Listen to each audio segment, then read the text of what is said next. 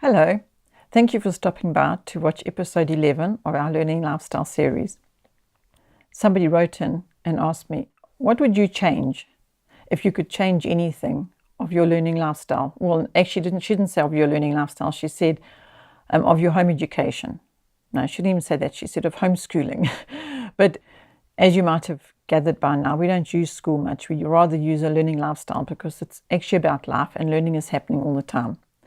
But this particular mom asked me, what would you do differently if you could do it over? I had to think about it for some days, and I realized that I was actually hesitating in coming and talking about it in our Learning Lifestyle series because I wasn't sure that the answer was what people are wanting to hear. But anyway, I'm going to tell you what the answer is because it's the truth. And that is, I wouldn't change anything.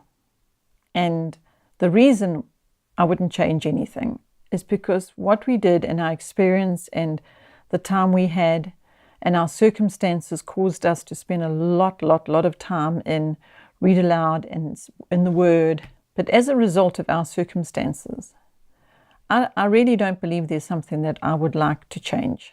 Fortunately for us, we had a lot of time to be able to focus on our children and the raising of them for kingdom purpose.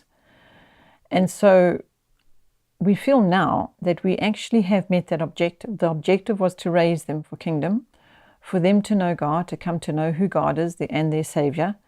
And we did that. So how can I have a regret, or how can I want to change that? I can't. There's nothing I want to change. We met the objective. We didn't measure how academically excellent they were, even though they are, because that just happened as a byproduct from the focus that we had all the way through the years of our learning lifestyle. So we met the objective, and how can that in any way cause me to want to change anything? So you might have gathered why I was a little hesitant to share that. But I decided to anyway, just be bold and tell you, because I'd like to encourage you to look at what your objective is in the home educating of your children and your family. What objective do you want to meet at the end of the day? What do you think is important to God at the end of the day? Or when I say at the end of the day, I actually mean the physical day, every day, and then the long-term big picture as well. If you can stay on that course, I do believe that you can get to the point of your children being adults and be able to say, I wouldn't change anything.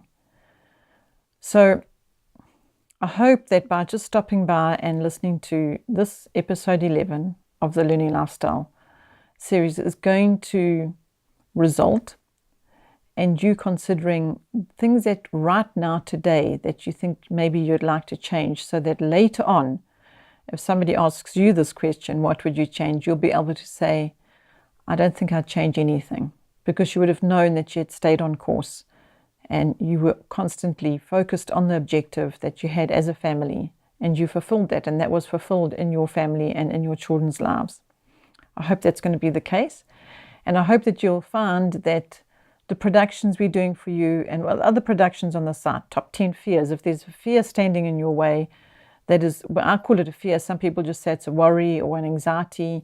They're worried about something that I actually think that becomes a fear in their life. It gets in the way. So if you feel right now that you've got some things in your way that are perhaps hindering you, feeling as though you are fulfilling that objective in the way that you'd like to, do spend a little time browsing around on the site. The clips we've done, the productions we've done are for you to eliminate fears and to be able to support and help you to stay on that course and to fulfill that what you desire to, and what is in your heart and what is in God's heart for you and your family.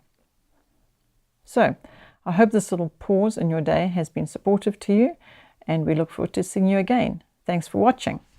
Bye.